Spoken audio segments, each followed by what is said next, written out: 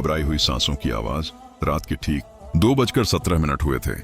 खामोशी, सिर्फ सांसों की आवाज।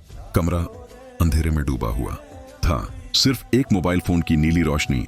अचानक तेज सांस। वॉइस रिकॉर्डर अपने आप चालू हो गया। रिकॉर्डिंग की डरावनी आवाज सुनाई देती है। भागो यहां से, वो तुम्हें देख रहा है। नैरेटर डर से कांपती आवाज में, ये तो मेरी ही आवाज है। पर मैंने तो। अचानक कान के पास एक ठंडी फुसफुसाहट। रिकॉर्ड हो गया। घबराई हुई तेज सांसें। वो आवाज मेरे अंदर तक जम गई। कौन था मेरे कमरे में? मैंने कांपते हुए फोन उठाया और रिकॉर्डिंग फिर से चलाई। रिकॉर्डिंग की आवाज, भागो यहां से, वो तुम्हें देख रहा है। लेकिन इस बार अंत में एक और आवाज थी। एक दरवाजे के चरमराने की आवाज, जो पहले नहीं थी। असली चरमराने की आवाज नहीं। वो आवाज रिकॉर्डिंग में नहीं है। वो दरवाजे के ठीक बाहर है।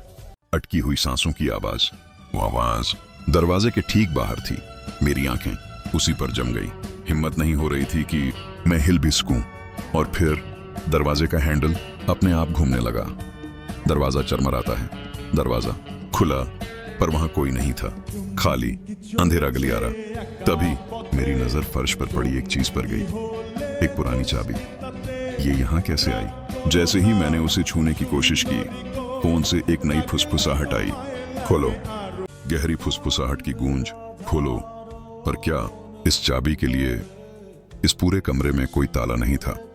मेरा दिमाग सुन्न था। तभी फोन की लाइट अपने आप बिस्तर के नीचे एक कोने की तरफ इशारा करने लगी। वहां एक पुराना बक्सा था। मैंने उसे आज से पहले कभी नहीं देखा था। उसका ताला बिल्कुल चाबी जैसा था। मेरे हाथ कांप रहे थे, लेकिन उस आवाज का हुक्म मेरे दिमाग पर हावी था। मैंने चाबी ताले में डाली और उसे घुमा दिया। एक तेज स्लिक की आवाज, जिसके बाद सब शांत हो जाता है। चरमराने और क्लिक की आवाज की गूंज। बक्सा खुला और मेरी सांस रुक गई। उसके अंदर सिर्फ एक और फोन था, पुराना, ठंडा। जैसे ही मैंने उसे उठाया, उसकी स्क्रीन जिंदा हो गई।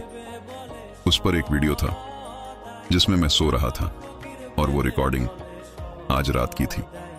मैंने कांपते हुए उसे चलाया। वीडियो मेरे ही कमरे के कोने से रिकॉर्ड हो रहा था। और फिर मैंने उसे देखा। एक परछाई जो कोने से निकलकर मेरी तरफ आ रही थी, वो मेरे ऊपर झुकी और वीडियो बंद हो गया। मैंने धीरे से सिर उठाया। कमरे के उसी कोने में देखा। वो वहीं खड़ा था। घबराई हुई सांसें, वो आंखें, वो मुझे ही देख रही थी। वो हिला। उसने अपना हाथ उठाया। उसके हाथ में एक फोन था और वो मुझे रिकॉर्ड कर रहा था। तभी मेरे फोन से मेरी ही आवाज आई, विकृत आवाज, भागो यहां से, वो तुम्हें देख रहा है। और तब मैं समझा, वो चेतावनी, वो मैं ही था। वो साया मैं ही हूं। यह एक चक्र है जिसका कोई अंत नहीं। मैंने अपनी किस्मत को स्वीकार कर लिया। मैंने अपना फोन उठाया और फुसफुसाया, भागो यहां से।